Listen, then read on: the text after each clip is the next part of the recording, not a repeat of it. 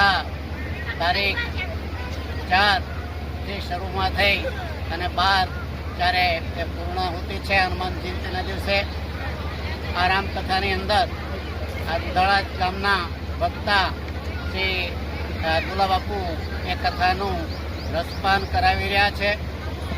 આ રામપારાયણ સાંભળવા માટે આજુબાજુના ગામના લોકો તેમજ દુધાળા ગામના લોકો આ રામકથામાં પધારીને સૌ રસપાન કરી રહ્યા છે.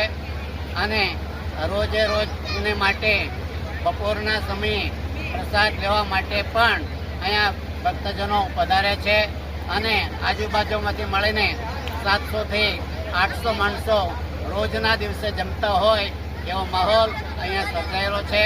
અને આ રીતે શિણીવાળા દાદાનું કાર્ય ખૂબ સરસ રીતે શિણીવાળા દાદાની કૃપાથી ચાલી રહ્યું છે.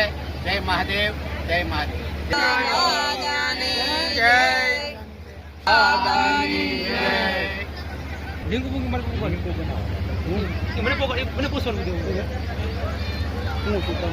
મને